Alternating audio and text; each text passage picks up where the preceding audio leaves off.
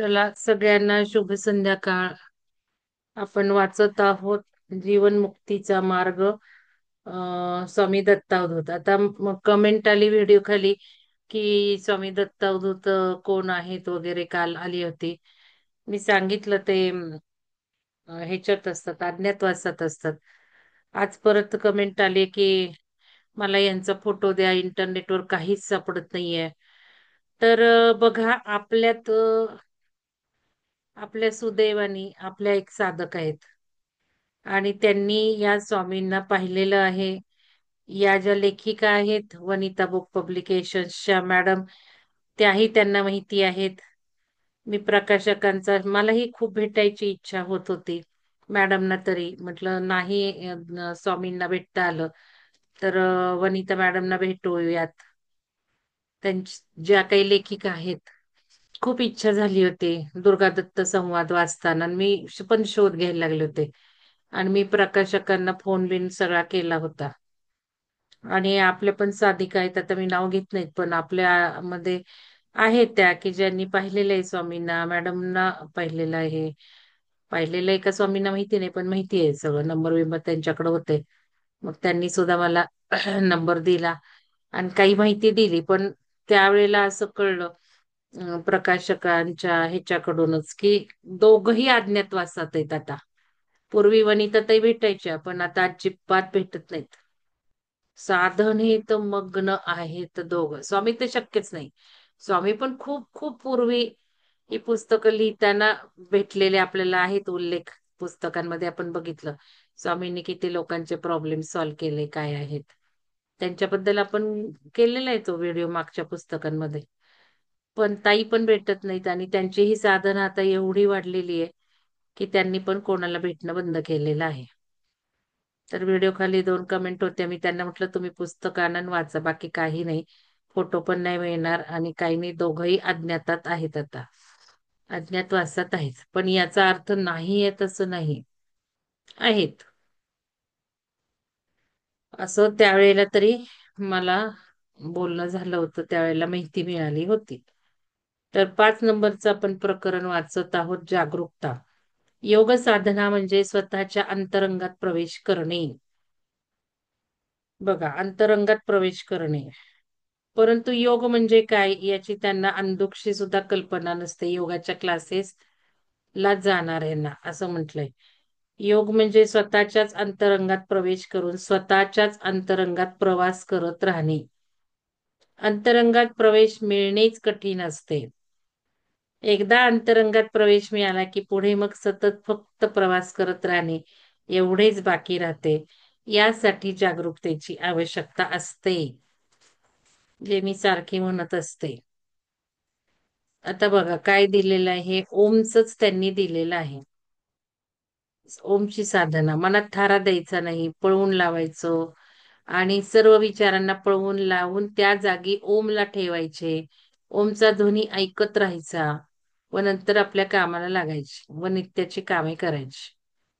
सुरुवातीला काही काळ अंतरंगामध्ये ओम अथवा ईश्वराच्या एखाद्या नामाची स्थापना करावी लागते. काही वर्ष अशी गेल्यानंतर अंतःकरणामध्ये विविध प्रकारचे नाद ऐकू येऊ लागतात व हे नाद आपल्या मनाला धुंद बनवितात. आपल्या सर्व लक्ष या नादावरच केंद्रित करायचे असते. नगारे, घंटा यासारखे मोठे नाद सुरुवातीला ऐकू येतात. मला जेव्हा हे सुरू झाले ना, मला आठवतं नाद, तर होळीला कसं ते वाजवतात ना, तसे मला आवाज सारखे यायचे. आणि काय त्यावेळेला नुकतीच होळी झाली असेल. मी मिस्टर म्हणजे अहो ही होळी झाली, होळी यायची आहे. होळी यायच्या आधी किती दिवस सराव करतायत. होळी झाली तरी यांचा किती दिवस चाललंय ते वाजवणं. आणि म्हटलं मला नाही सहन होत, म्हटलं आता हे काय सारखंच सारखंच. हे म्हणायचे मला नाही आवाज येत, तुला कुठे येतो? मी म्हणायचे मला सारखा येतो. एवढा तो मोठा कंटिन्युअस आणि खूप दिवस ते मोठे मोठे आवाज मला आठवतं. ढोल असल्यासारखा व्हायचा तो. नंतर कधीतरी असंच हळू हळू घेऊन पैंजणाचा येतो तसा छुम छुम असं पैंजण घातल्यासारखा किनकिन असं. आता खूप बारीक आवाज येतो. तर हे म्हटलंय स्वामींनी, नगारे, घंटा यासारखे मोठे नाद सुरुवातीला ऐकू येतात. नाद हळूहळू सूक्ष्म होत जातात. जसजसे नाद सूक्ष्म होऊ लागतात, तसतसे ध्यानही सूक्ष्म होत जाते. हे सूक्ष्म ध्यान शेवटी शून्यात परिवर्तित होते. मन शून्य होते. देहाकडून होणाऱ्या सर्व क्रिया यंत्रवत होऊ लागतात व करून अकर्ता, भोगून अभोक्ता अशी अवस्था येते. आता ध्यानम प्रकरण आहे 6. आपल्याला काही ध्यानाचं एवढं, कृष्णाचे ध्यान करणारा कृष्ण होतो. ज्या रूपाचे आपण ध्यान करतो ते रूप आपल्याला प्राप्त होते. तसे त्या रूपाचे गुणही प्राप्त होतात. याला साकार ध्यान असे म्हणतात. म्हणून साकार ध्यान करताना शक्यतो विष्णू अथवा लक्ष्मीचे ध्यान करावे. कारण हे ध्यान सौम्य, सुंदर व सात्विक आहे. सरस्वतीचेही ध्यान करायला हरकत नाही. ज्या देवतांची रूपे उग्र आहेत अशा देवतांचे ध्यान केले असता ध्यान करणाऱ्याला वेड लागण्याची शक्यता असते. कारण ध्यान करताना काही भयानक दृश्य दिसतात. म्हणून उग्र देवतांचे ध्यान करू नये अथवा भयानक दृश्य पाहण्याची सवय ठेवावी. ज्याला जीवनमुक्त सिद्धावस्था प्राप्त करायची आहे असा साधक शक्यतो सगुणाचे ध्यान करत नाही. अंडरलाईन वाक्य महत्वाचं आहे. ज्याला जीवनमुक्त सिद्धावस्था प्राप्त करायची आहे असा साधक सगुणाचे ध्यान करत नाही. तो भक्ती सगुणाची करतो व ध्यान निर्गुणाचे करतो. निर्गुणाचे ध्यान हे सर्वश्रेष्ठ ध्यान होय.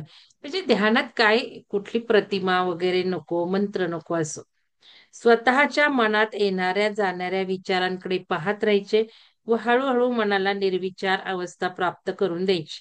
निर्विचार अवस्थेत सतत राहणे म्हणजेच निर्गुणाचे ध्यान करणे ही अतिशय उच्च कोटीची साधना आहे.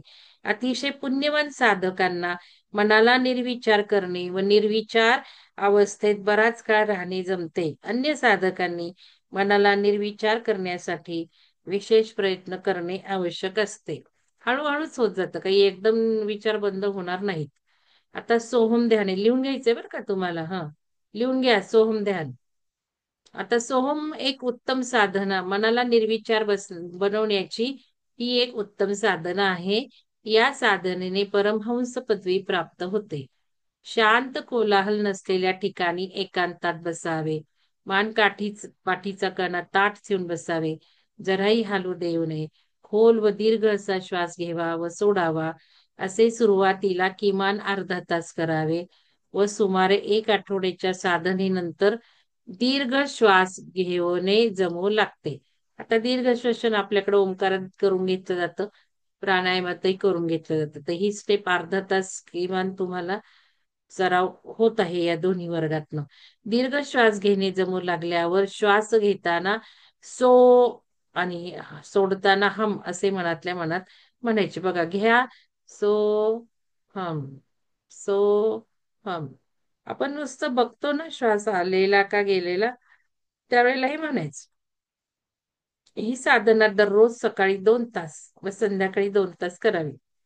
काही वर्ष अशा प्रकारे साधना केल्यानंतर अदृश्य सृष्टीतील श्रेष्ठ आत्म्यांशी संपर्क प्रस्थापित होतो व जीवन मुक्तीचा पुढील मार्ग ते करून घेतात, दाखवतात ते.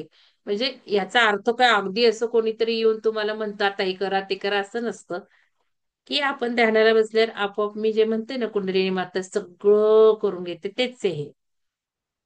समजणाऱ्या भाषेत, कॉमन मॅनला समजणाऱ्या भाषेत हे लिहिलेलं आहे. योगिक भाषेत मी तुम्हाला सगळं शिकवलेलं आहे, ते समजून घ्या. या भाषा रहस्यमय भाषा आहेत. त्याचे भेद आपण उलगडलेले आहेत आधीच. या साधनेने साधकाला काही लहान मोठ्या सिद्धी प्राप्त होतात. म्हणजे काय होतात? सिद्धी प्राप्त होतात म्हणजे प्रत्येक चक्रांचे गुण, कॅपॅबिलिटी सिद्ध व्हायला लागतात, आपल्यामध्ये यायला लागतात. म्हणजे सिद्धी प्रत्येक चक्राची. जसं वरवर आपली ऊर्जा जाते तस. परंतु या सिद्धींकडे दुर्लक्ष करून आपले संपूर्ण लक्ष ध्यानधारणेवरच केंद्रित करायला हवे. सिद्धीच्या जाळ्यात सापडलेल्या साधकाला सिद्धी पुढील साधना करून देत नाही व साधक वाटेतच अडकून पडतो. त्याची साधना खंडित होते.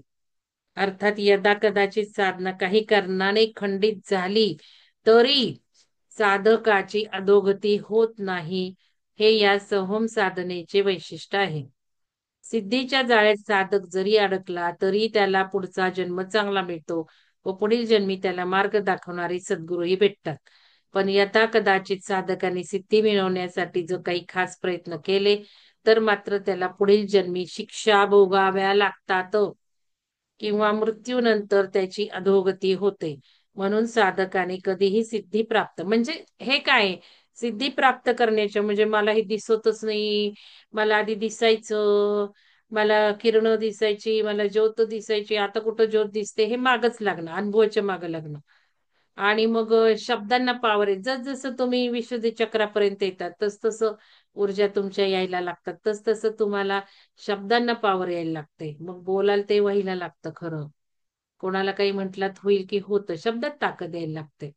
स्वतःसाठी, इतरांसाठी. मग ती वापरायची का? सगळ्यांनाच म्हणत बसायचं का? हो, हो. पैसेच घ्यायचे का? कळायला लागतं. आता आपल्या साधकांना 2-3 साधकांना दिसायचं असं पुढचं. मग त्यात अडकून बसतो. मग सांगू नका म्हणायचे तुम्ही की यांना सांगू नका, त्यांना सांगू नका. पण अडकलं जातं. नाही मग असं होतच ना काहीतरी. आपल्याला आपलं मोठेपण कमवायचं म्हणा किंवा त्यांचं भलेपणासाठी आपलं तुटतं जीव. मग या सगळ्या गोष्टी सिद्धी येते आणि मग त्याच्या मागे लागत बसतो आपण आणि मग त्यातच अडकतो. कोणी पैशासाठी मागे लागतं, कोणी प्रतिष्ठा, कोणी नावलौकिक, कोणी कशासाठी. प्रत्येकाचे इंटरेस्ट वेगळे आहेत. आणि मग मात्र पुढील जन्म भोगावे लागतात. ऍक्च्युली त्याच जन्मी होते, त्याच जन्मात पुढे शिक्षा होत्याचं नव्हतं होतं सगळं. भोगायला लागतात आणि मृत्यूनंतर त्याची अधोगती होते. म्हणून साधकाने या मागं लागायचं नाही. सिद्धी मानवाला पैसा व प्रतिष्ठा मिळवून देतात. परंतु मृत्यूनंतर अशा मानवाची अधोगती होण्याची शक्यता दाट असते. ज्या लोकातील सिद्धी त्याने प्राप्त केलेल्या असतात. आता लोक म्हणजे काय? तर सप्तलोक. सप्तलोक म्हणजे सप्तचक्र. भूतल. भूतलावर आपण आहोत. म्हणजे मुलाधारात आहोत असं. त्याच्यावरच सातवा आयाम म्हणजे सहस्त्र. हे सगळं गूढ एकच आहे. चक्र घ्या किंवा आयाम घ्या किंवा डायमेन्शन्स घ्या किंवा लोक घ्या, सगळं या चक्रांशीच येऊन जाऊन सगळं चक्रच. चक्र म्हणजेच ब्रह्मांड, संपूर्ण कुंडलिनी म्हणजे ब्रह्मांडीय शक्ती. हेच सगळं रहस्य सत्य आहे. त्यामुळे ज्या लोकातील सिद्धी त्याने प्राप्त केल्या त्या लोकात तो अडकून पडतो. म्हणजे पुढे चक्रांमध्ये ऊर्जा जातच नाही. मग पुढचा प्रवास थांबून बसतो. बसा तेच करत बसा. जसं समजा स्वाधिष्ठान, क्रिएटिव्हिटी क्रिएटिव्हिटी केलं, बसा क्रिएटिव्हिटीच करत बसा, विकत बसा, पैसे मिळवत बसा, तेच सांगत बसा सगळ्यांना. अडकला माणूस क्रिएटिव्हिटीच्या नादात. मग काही असू देत ते क्रिएटिव्हिटी. बस पुढे जातच नाही. पुढच्या चक्रात ऊर्जा कशी जाईल मणिपूर चक्रामध्ये? नाही जाणार. तिथेच अडकला तो. मोहात अडकला क्रिएटिव्हिटीच्या. आपण बघतो तर आणि मग तिथेच जन्म संपतो. तर या सिद्धी बऱ्याच अंशी भूलोकातील असतात अथवा पिशाच्च लोकातील असतात. म्हणून साधकाने कधीही सिद्धीच्या मागे लागू नये. त्याऐवजी आता काही गोष्टी खूप सुंदर सांगितल्यात स्वामींनी. आत्मेचा विकास कसा होईल याकडे लक्ष द्यावे. पैसा प्रतिष्ठा प्राप्त करून देणाऱ्या सिद्धींकडे दुर्लक्ष करून आपले लक्ष सोहम साधनेवर केंद्रित केले असता साधकाला अनाहत ध्वनी ऐकू येतात. सोहम मंत्राचा 1 कोटी जप झाला असता अनाहत ध्वनी ऐकू येतात. काही साधकांना तर 10 लाख जप पूर्ण होताच अनाहत ध्वनी ऐकू येतात. अनाहत ध्वनी ऐकू येऊ लागल्यावर नादानुसंधान करावे म्हणजे जीवनमुक्तीचा मार्ग मोकळा होतो. झालं. पहिले सोहम साधना सांगितलीये. तर ज्योती ध्यान घ्या. 7वं प्रकरण ज्योती ध्यानाचे. तुपाचा दिवा लावून दिव्याच्या ज्योतीकडे एकटक पाहत बसावे. सुरुवातीला 5 मिनिटे पाहावे. हळूहळू ही सवय वाढवत न्यावी व 20 मिनिटापर्यंत एकटक ज्योतीकडे पाहत राहावे. सुमारे ही 1 वर्ष ही साधना करावी. ज्योत आपल्यापासून सुमारे 1.5 ते 2 फुटांवर असावी. तुपाचाच दिवा सांगितलाय, तेलाचा नाही लावायचा. दररोज 20 ते 25 मिनिटं 1 वर्ष साधना ही करायला सांगितलेली आहे.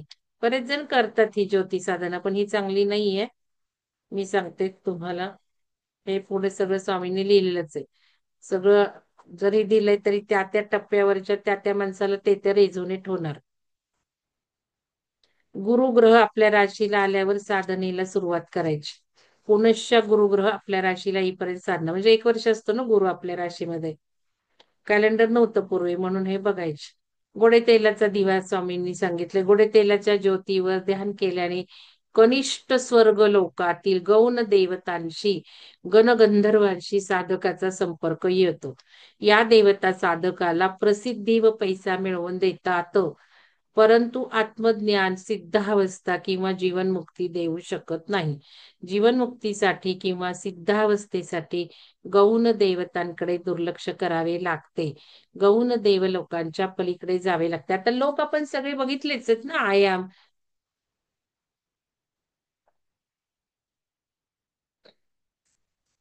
कुठल्या आयामात कोणते देव आहेत, काय आहेत. आपल्याला देव बनून राहायचंय का देवासोबत राहायचंय, का देवासारखं राहायचंय, का काय, हे सगळं आपण. चला मुक्त होऊयात. व्हिडिओ मला आता बघू टाकायला. आज मी ह्याचा टाकलेला आहे, योगनिद्रेचा टाकलाय बघा, आज पोस्ट केलाय, मला सापडला तो. बाकीचं तर लॅपटॉपच्या बाहेर येतं, हार्ड डिस्क मध्ये असते. तर ते कोर्स मग खूपच छान झालाय तो कोर्स. त्याच्यात सगळीच ही रहस्य केलेली आहेत आपण 7 लोकांची. चला मुक्त होऊयात. चला मानवी चेतनेच्या पलीकडे. बघू तो मेंबरशिप साठी टाकून देते. मेंबरशिप ज्यांना घ्यायची आहे युट्यूबची त्यांनी एक काळजी घ्या, त्याला मंथली ऑप्शन नाहीये. तो घेतल्यानंतर ज्या महिन्यात तुम्हाला बंद करायची आहे त्या महिन्याला ब्रेक करा. 1 महिना कॅलेंडर प्रमाणे नसेल, तो तारखेप्रमाणे असेल. आणि ज्या महिन्यात जास्त बघायचे व्हिडिओ शक्य होतील त्या महिन्यात घ्यायची. असं तुम्ही करू शकता. आणि ज्या महिन्यात वेळ नाहीये, काही आहे, त्यावेळेला ब्रेक करा. हे महत्वाचं लक्षात ठेवा, नाही तर ते कटिंग होत राहणार आहे. तर ते पासवर्ड किंवा कुठला जीपे वापरताय, काय मेल आहे, काय पासवर्ड, हे सगळं लिहून ठेवा. कारण काही कालांतराने मोबाईल बदलतो, काही होतो. तर हे लक्षात घेऊन करा. कनिष्ठ स्वर्गातील या गौण देवता सुमधुर गायन, कर्णमधुर संगीत, सुस्वर वादन, नृत्य, जिवंत चित्रकला अशा मानवी जीवनाला आनंद देणाऱ्या कला साधनाला प्राप्त करून देतात. लिहिलंय, देवता लिहिलंय. तुम्ही अजिबात जे आहेत अर्थ ते मानायचे नाही. तुम्हाला मी खूप उच्च उच्च सगळं ज्ञान दिलेलं आहे. हे देवता येतात आणि हे देतात. देवता चक्रांची पावर जागृत होते, ऊर्जा जागृत होतात, तत्व जागृत होतात. म्हणून हे सगळं नृत्य, जिवंत चित्रकला. बघा आपल्या मॅडमना नृत्य करायची हौस होती, त्यांनी क्लास जॉईन केला. हे सगळं स्फुरायला लागतं आपोआप. नाहीतर देवता देवता करत बसाल. देवता म्हणजे त्या त्या चक्रांच्या ऊर्जा. कनिष्ठ स्वर्गातील, कनिष्ठ स्वर्ग लोकातील म्हणजे स्वाधिष्ठान. कळलं? स्वाधिष्ठानाचे हा क्रिएटिव्हिटी आहे. संगीत, नृत्य. मग संगीत करावं लागतं, वाटतं, शिकावं वाटतं. हे आपल्याकडे आहेत एक साधकांचे मिस्टर, ते आता जायला लागले संगीताला. म्हणजे त्या चक्रापर्यंत ऊर्जा आली, त्यांचं पिरामिडला वगैरे पण येऊन गेले. त्यांना साधनेत आवड होती, आपल्यावर पाटे उठत होते. स्वादिष्टांपर्यंत आली म्हणून मग ते सुरू झालं, बक्षीस पण मिळालं. हे सगळं चांगलं चाललंय. पण मिसेस खुश नाहीयेत. का तर त्यांनी नोकरी सोडलीये, नोकरी करायची आहे. मी खूपदा समजून सांगते, त्यांनी समजून घ्यावं की ते उच्च चाललेलं आहे. आयुष्यात काय हॉबीज आहेत, काय आहेत, तर त्या ह्याच्या पुढे हे केलं त्यांनी की आपोआप त्या मणिपूरला जाणार आहे ऊर्जा. यासाठी तर आपण जन्म घेतलाय, आपल्या ऊर्जा रेज करायला घेतलाय जन्म. बाकी पैसे मिळवायला आणि आपण जे चाललंय त्याला. हे आपण सगळ्यांनी समजून घेऊया. साधक पुढील जन्मी पृथ्वी तलावर विख्यात संगीतकार, गायक, नर्तक म्हणून प्रसिद्धीला येतात. पण हे काय सांगितलं, तुम्ही सिद्धी गोडे तेलाच्या ज्योतीवर ध्यान केलं झालं तर. नाहीतर नाही. नाहीतर सगळ्याच ह्याला म्हणाल की आता मला नृत्य आलं मग कनिष्ठ आहेत का, हे नाही. गोडे तेलावर ध्यान करून तुम्ही हे मिळवलं तर म्हणतायत स्वामीजी. देवलोकातील संगीत मधुर असते. पिशाच्य लोकातील भूत पिशाच्य धांगडधिंगा करतात. कलियुगात पृथ्वी तलावर असंख्य आत्मे कनिष्ठ स्वर्ग लोकातून जन्म घेतात. तसेच असंख्य पिशाच्च आत्मे ही पृथ्वी तलावर जन्म घेतात.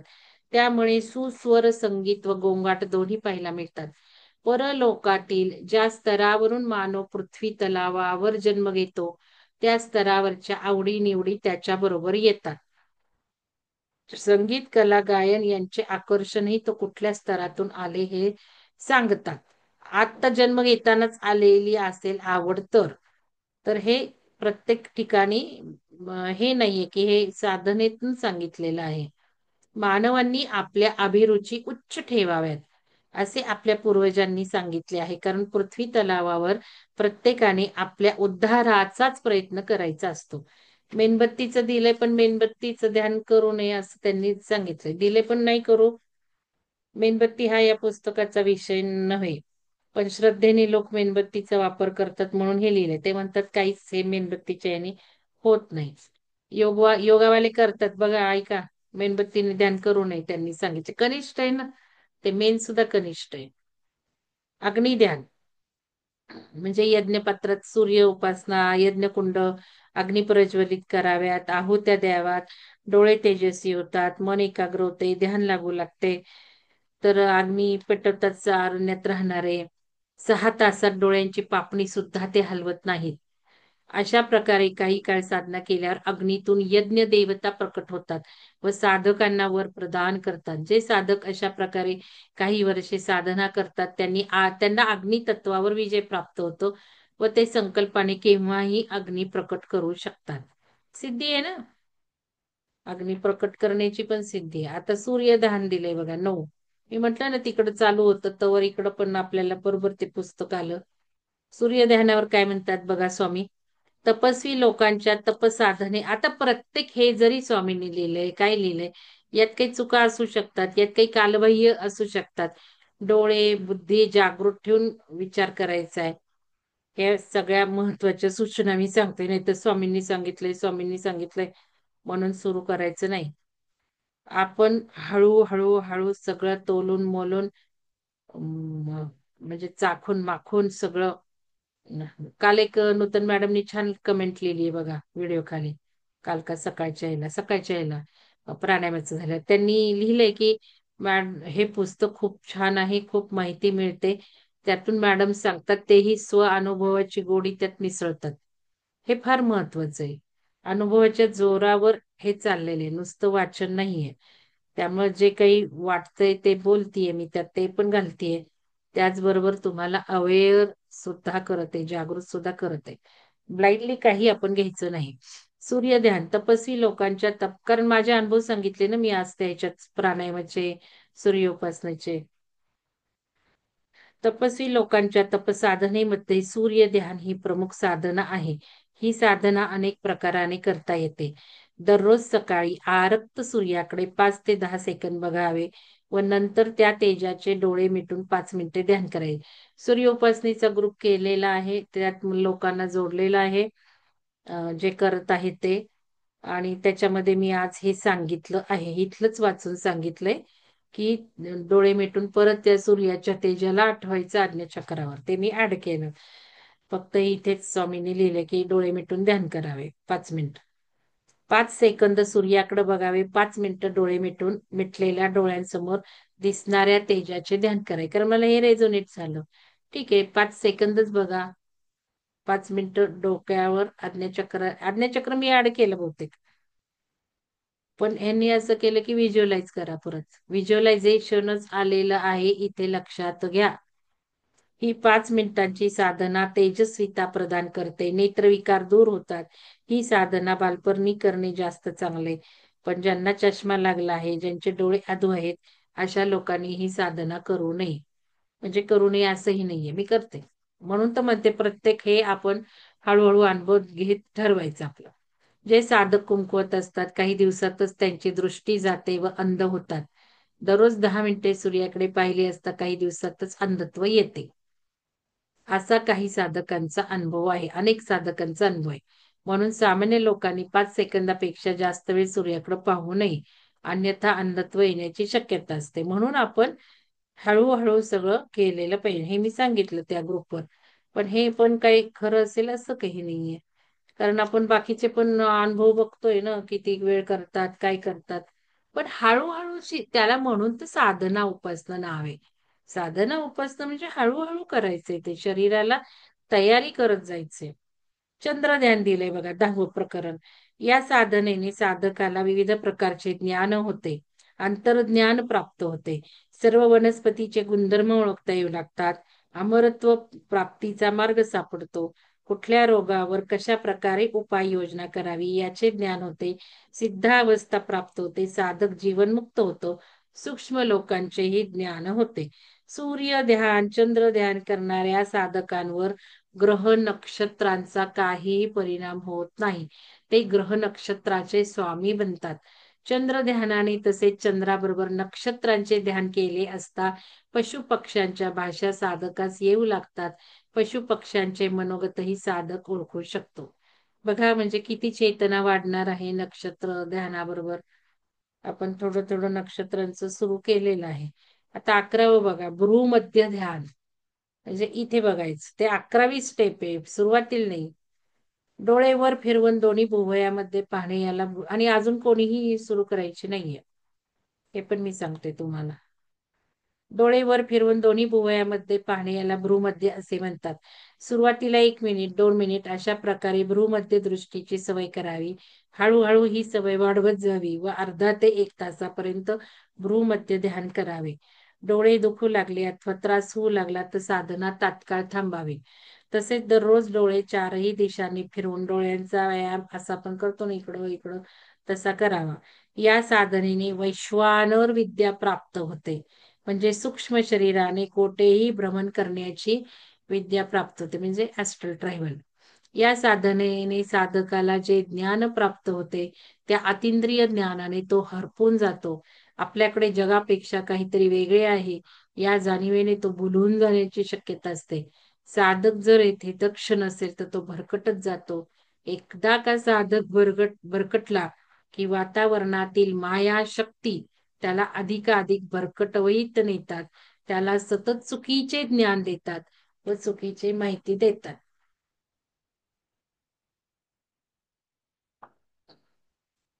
म्हणजे आपण म्हणतो देवदेवता, संदेश मिळणं, उपदेश मिळणं हे सुद्धा चुकीचं देऊन भरकटवलं जातं त्याला. त्यांच्या इच्छा त्या तृप्त करतात. मी नाही का म्हंटल, माझं ऑटो रेटिंगचं तुम्हाला उदाहरण सांगितलं. मला ऑटो रेटिंग होत होतं. आहे माझ्याकडे डायरीत अजून काय काय. मग ते असे कोणतेही आत्मे आपल्याला कॅप्चर करतात आणि मग त्यांच्याकडनं जे दिसतंय किंवा ते आमचे सर म्हटले ते तुम्हाला आता हे 10-15 वर्षांनी येणारं दिसतंय. बंद करून टाकलं मी ते लिखाण. मला काय माझी इच्छा आहे का असलं काही लिखाण करायची, लेखक व्हायची. माझ्या वडिलांनी पण जागृत केलं ना, तुला लेखक व्हायचंय का काय करायचंय, डॉक्टर व्हायचंय, काय करायचंय ते बघ. तुला डॉक्टर व्हायचं असेल तर ते बंद कर. मी बंद करून टाकलं ते वेळीच. नाही तर मग झालं असतं ना लिखाण लिखाण. आपण नाही का ऑटो रायटिंग म्हणतो, मला हे दिसतात, मला हे संदेश देतात, मला हे चॅनलाइज होतात. आपण सगळं बघतोच आहे आजूबाजूला. काय ते इथे बघा, ते भरकटत असतात. आणि आपण व्हिडिओ बघितला डॉक्टरांचा डिस्कशन ग्रुपवर, तिथे क्लिअर कट त्यांनी सांगितले कॅप्चर कसं करतात. त्यांनी सायंटिफिक भाषेत सांगितले, इथे स्वामींनी त्या भाषेत सांगितले की चुकीचे ज्ञान व चुकीची माहिती देतात. त्याला म्हणजे एकदा का मायाशक्ती तुम्ही मायाशक्तींना अट्रॅक्ट झाला, त्यांच्यावर मला हे होतंय, मला हे कळतंय, संपलं. ते तुम्हाला वापरून सतत चुकीचे ज्ञान व चुकीची माहिती देतात.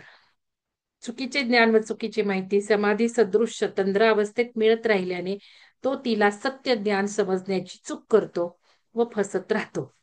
याकरिता साधकाने कुठलीही साधना करण्यापूर्वी आपल्या साधनेचे ध्येय ईश्वर प्राप्ती किंवा आत्मज्ञान. आता ईश्वर प्राप्ती म्हणजे मला राम मिळू देत, मला माझं दिसू देत देव, असं नाही. तर मीच ईश्वर आपण जे म्हणतो ते आपलंच ईश्वरत्व फुलायचे, फ्रॉम ह्युमॅनिटी टू डिव्हिनिटी. आपण ईश्वरत्वाकडे चाललोय. तेच आहे सगळ्या ग्रंथांमध्ये, तेच आहे. कुठलंही पुस्तक उचला तेच आहे, पण आपण वेगळे अर्थ लावून घेतलेले आहेत. आणि बसलो मग सगुणाला बघत, मला राम दिसेल, मला हे दिसतील, मला ते दिसतील. तसं काही नाहीये. आपणच सगळे आहोत. आपलीच सगळी रूप आहेत. आपलेच ते चैतन्याचे आविष्कार आहेत. आत्मज्ञान किंवा ब्रह्मज्ञान असेच ठेवायच आहे. ध्येय निश्चित झाल्यावर साधक फसत नाही. पण ध्येय जर निश्चित नसेल तर साधक वाटेतील देखाव्यांना भुलतो व फसतो. याकरता साधकाने जीवनमुक्ती हेच आपले ध्येय असे ठरवले पाहिजे. आता नासाग्र दृष्टी म्हणजे नाकाच्या शेंड्याकडे व्हायचं, हे पण कोणी करायचं नाहीये. 12 प्रकरण हे आता नाहीये. काही वेळेला मी सांगत असते तेवढंच बास. कारण ह्याचे मला माहितीये दुष्परिणाम. स्थिर व ताठ बसून नाकाच्या शेंड्याकडे पाहत राहणे याला नासाग्र दृष्टी म्हणतात. ही साधना सुद्धा ज्याची नजर कमजोर आहे अशा साधकांनी करू नये. तसेच साधना करणाऱ्यांनी डोळ्यांचे व्यायाम करणे अतिशय आवश्यक आहे. तुम्ही कुठलीही साधना करा, मिटलेल्या डोळ्यासमोर शुक्राची चांदणी अथवा नीलबिंदू दिसतो, म्हणजे हे काही नंतर दिसतात, त्यावेळेला सगळं बंद करून नीलबिंदूवर संपूर्ण लक्ष केंद्रित करायला हवे. असे केले असता परब्रह्माकडे जाणारा रस्ता सापडतो. परंतु बऱ्याच साधकांनी यांचे ज्ञान नसल्याने त्या नीलबिंदूकडे दुर्लक्ष करतात व स्वतःच्या कल्पिलेल्या मार्गाने साधना करतात व फसतात. नीलबिंदू दिसणे म्हणजे परब्रह्माचा रस्ता सापडणे. एकदा हा मार्ग सापडला की जीवन मुक्त अवस्था प्राप्त होते. आता नाभिध्यान 13वा आपण केलंय काल. आपण ध्यान केलं काल. नाभिध्यान 14वा बघा. चंद्र सूर्य ध्यान. नाभिध्यानाप्रमाणे चंद्र सूर्य ध्यान हेही अतिशय सोपे परंतु खूप लाभ करून देणारे व जीवनमुक्तीच्या मार्गावर अग्रेसर करणारे ध्यान आहे. हे ध्यान झोपून कधीही करता येते. बरं, हे करू आपण आज का?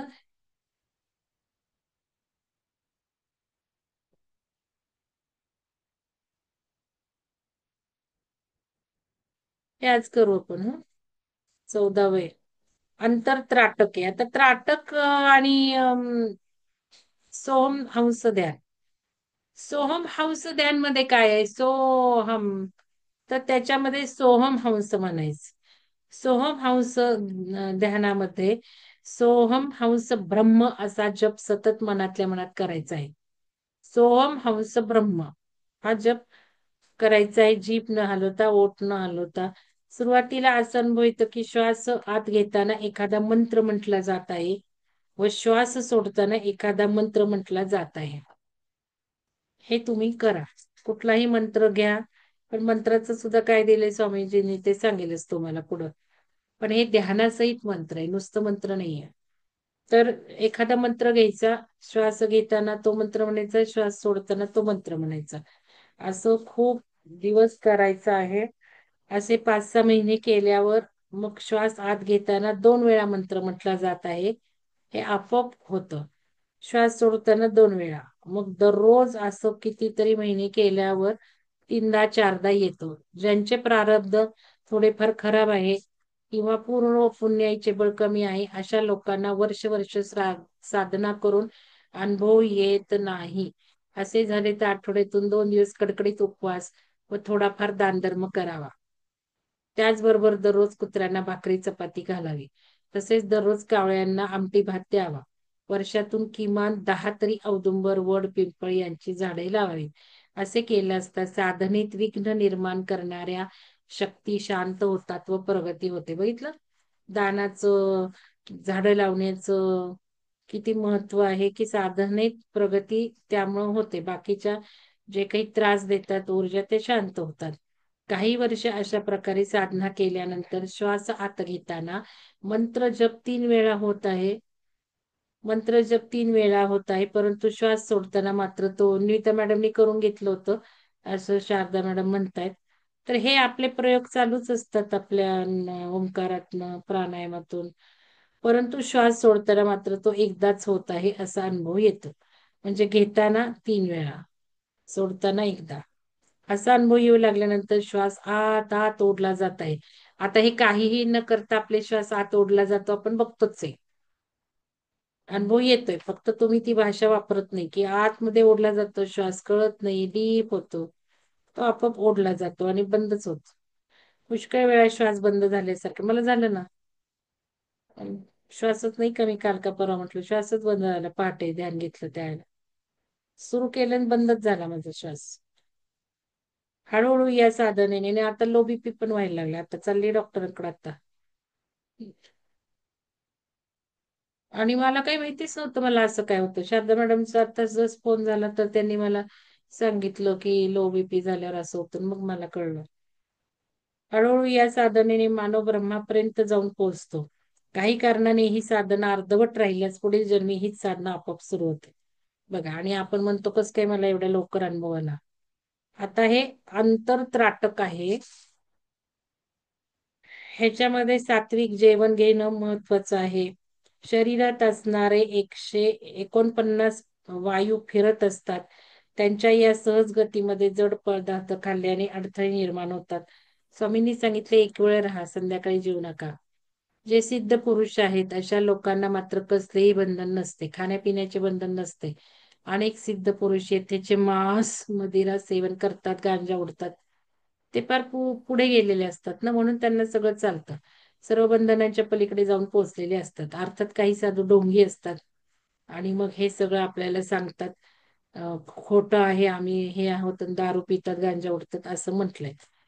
त्यांना सत्पुरुष समजण्याची चूक लोकांनी करू नये. ज्यांचे मन चटकन एकाग्र होते अशा साधकांनी पूर्वेकडे किंवा उत्तरेकडे तोंड करून बसावे व डोळे मिटून आपले सर्व लक्ष भ्रूमध्याच्या ठिकाणी केंद्रित करावे व सतत भ्रूमध्याच्या ठिकाणी पाहत राहावे. इथे आज्ञाचक्रावर भ्रूमध्य. तर हे जो काही गडद अंधकार दिसतो त्याला भूताकाश म्हणतात. नंतर नंतर हे करत असताना भूताकाश निघून जातो आणि उजेड दिसतो, त्याला चित्ताकाश म्हणतात. माझ्या गुरूंच्या आहे चित्ताकाश गीता. नाही, चित्ताकाश नाही. मग उजेड असलं स्फटिकाप्रमाणे स्वच्छ दिसणाऱ्या अंतरंगाला चित्ताकाश म्हणतात. आणि अशी साधना केल्यानंतर ध्यानामध्ये आकाश दिसू लागते व या आकाशात सिद्ध पुरुषांची दर्शने होतात. याला चिदाकाश म्हणतात. तर नित्यानंद महाराजांचं चिदाकाश गीता आहे, आपल्याला ती वाचायची आहे. आपण त्या लेवल पर्यंत अजून आलो नाही ना समजण्यापर्यंत, पण आहे ते अजेंडामध्ये. मग त्राटक साधना संपते. शून्य साधना, मग आता या चिदाकाशा नंतर सगळं शून्य. ते काही मी वाचत नाही, खूप हायर आहे ते. आपल्याला काही ते आता लगेच जाणून घ्यायचं नाही, होणार नाही. ध्यान लवकर संपवायचे. काल जरा उशीर झाला. बिंदू ध्यान आहे. मग याही पुढच्या अवस्था बिंदू ध्यान. मग कला.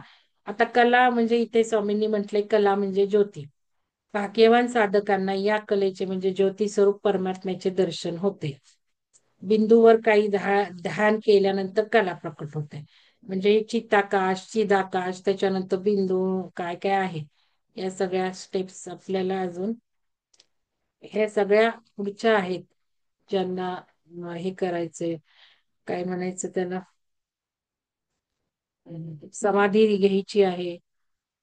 जन्मानंतर या देहानंतरही काम करायचं, त्यांच्यासाठी या सगळ्या अवस्था आहेत.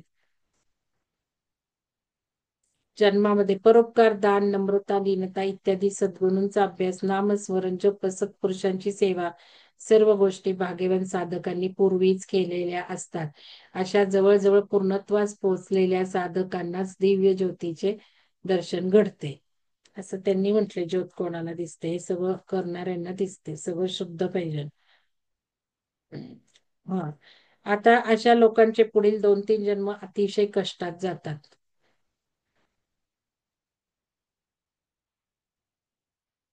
मग त्यांनी म्हटले, आकाशात राहणारे सिद्ध पुरुष वरून खेळ पाहत असतात. आणि मग ईश्वर भक्ती या एका शब्दामध्ये, इथे ईश्वर भक्ती म्हणजे काय स्वामींनी सांगितलंय. ईश्वर भक्ती म्हणजे एका या शब्दामध्ये दया, क्षमा, शांती, करुणा, अहिंसा, प्रेम, मनाचा मोठेपणा, मानवता, परोपकार, दान, इतरांना मदत करण्याची वृत्ती, जप व नामस्मरण अशा गोष्टी सामावलेल्या आहेत. म्हणजे हे ईश्वर भक्ती म्हटलेलं आहे त्यांनी.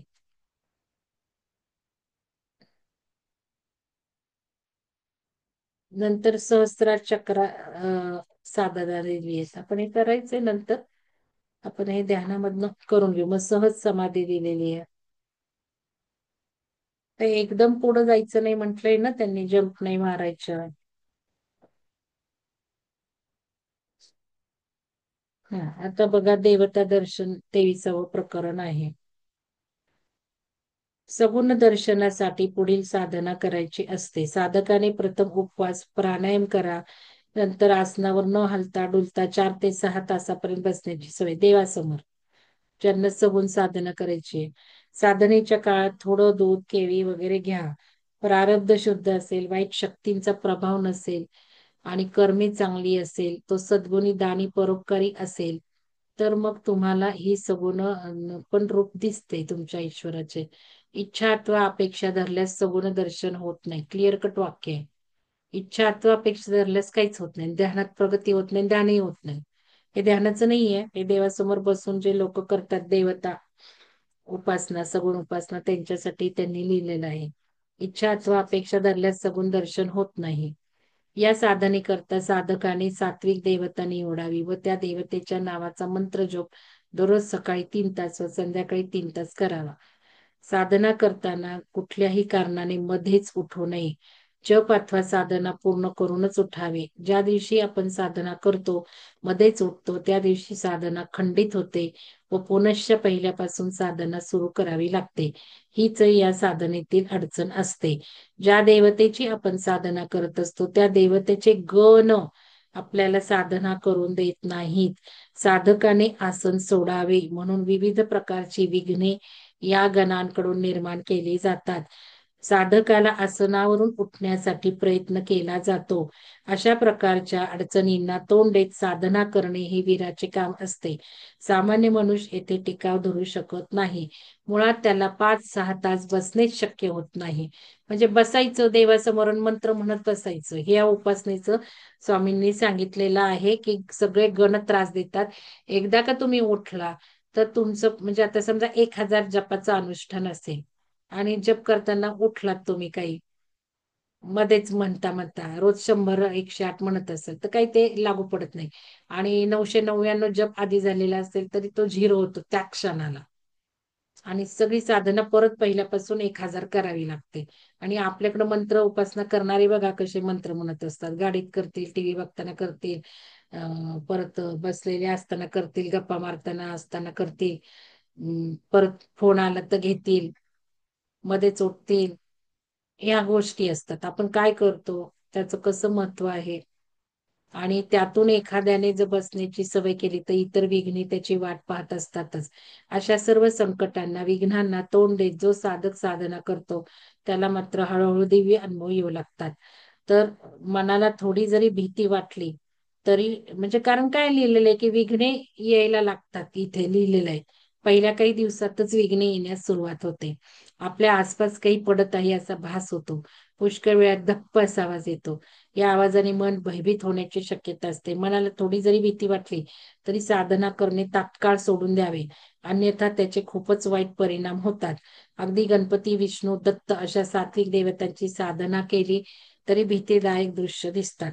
सुरुवातीला भीतीदायक आवाज ऐकू येतात. अशा प्रकारचे प्राण्यांचे भयानक आवाज ऐकू येतात. पुष्कळ वेळा एखादे लहान मूल, स्त्री जोराने रडत आहे हे ऐकू येतात. परत काय काय काय काय काय काय लिहिले आणि मग डोळे उघडले जातात. कारण विघ्न या उपासनेत विघ्न खूप येतात. या ध्वनी विघ्नाला साधकाने जर समर्थपणे तोंड दिले तर पुढची परीक्षा त्याहून अवघड असते. कुत्रा, सर्प, विंचू, कोल्हा, वाघ असे प्राणी अंगावर प्रत्यक्ष धावून येतात. साधक आसन सोडून आपल्या आश्रयस्थानाकडे दुम पळत सुटतो. याही संकटाला यशस्वीपणे तोंड दिल्यास अंगावर दगड अथवा अग्निगोल, फायरबॉल येऊन पडत आहे तसे वाटते. विशेष म्हणजे यातील एकही दगड अथवा अग्निगोल आपल्या अंगावर पडत नाहीत. ते आपल्या आजूबाजूला पडतात पण घाबरवण्यासाठी. तर हे सगळं केलेलं आहे. या परीक्षांमध्ये साधकाने उत्तीर्ण व्हायचे असते. परंतु जे साधक हे साधना करतात त्याच्या परीक्षा तर याहून भयंकर असतात. म्हणजे तुमचे देवतेप्रमाणे हे आहे. थोडक्यात म्हणजे सगुण देवतांची उपासना, देवतांचे गण आपल्याला त्रास देऊ लागतात हे स्वामींनी लिहिलेलं आहे. म्हणून कुठल्याही परिस्थितीत साधकांनी देव साधन मार्गांचा अवलंब करू नये. कळलं का? त्याऐवजी ईश्वरावर प्रेम करावे, ईश्वराचे नामस्मरण करावे, आपल्यातील सद्गुण वाढवण्याचा प्रयत्न करावा, जास्तीत जास्त दानधर्म करावा, सोहम ध्यान करावे. यामुळे कुठलेही विघ्न न येता साधक सहजपणे ईश्वर म्हणजे ध्यान करावे असं म्हटले. साधक सहजपणे ईश्वरापर्यंत जाऊन पोहोचतो. या जन्मी तो ईश्वरापर्यंत पोहोचला नाही तरी पुढील 1-2 जन्मात तरी नक्कीच पोहोचतो. सर्व प्रकारच्या विघ्नांना पार केल्यानंतर सात्विक मार्गी साधकाला दिव्य सुगंधाचा अनुभव येतो. आताशी सुगंध म्हणजे मुलाधारात येतो तो, लक्षात घ्या. किती म्हणजे कठीण हे सगळं करायचं आहे. मंत्र जप सतत कानात ऐकू येऊ लागतो. इच्छा असो वाटो मंत्र जप सुरूच राहतो. मंत्र म्हणून याच काळामध्ये तीव्र ध्यान लागते. म्हणजे नंतर ध्यानापर्यंत त्यामुळे प्रगती होते आणि ध्यान लागायला लागते. मग ध्यानामध्ये अनेकविध रंगाचे प्रकाश दिसतात. हे प्रकाश इतके मनोहर असतात की त्याचे शब्द वर्णन करणे शक्य नाही. अशा प्रकारे काही काळ गेल्यानंतर देवता साक्षात प्रकट होते व साधकाला दर्शन देते. म्हणजे आपली इच्छा असते त्या स्वरूपात ते तत्व दर्शन देते असं. आता आत्मेवरील आवरण आहेत स्थूल, आता हे नंतर घेऊयात आपण, आता ध्यान करू. तर सूक्ष्म देह, हे जे काही मी सगळं तुम्हाला सांगितलं आहे तेच आहे सगळं. कारण देह, मग नंतर त्याच्यानंतर ह्याच्यानंतर सगळं शिवसर्वोदय शास्त्राचं आहे. हे सगळं तुम्हाला मी घेतलेले ज्ञान दिलेलं आहे. हे सगळी पानं आहेत त्याच्यामध्ये. नंतर प्राणायाम, त्याच्यानंतर परत हे एवढी सगळी पानं शिवसर्वोदय शास्त्रातले भाग 2 भाग 3 चे आहेत. तर ठीक आहे. काही वाटलं महत्वाचं नंतर कधी गेला तर आपण करू चंद्र सूर्य ध्यान. कोणाला काही शंका आहे का? काही विचारायचंय का कोणाला? आपण ध्यान करूयात आता.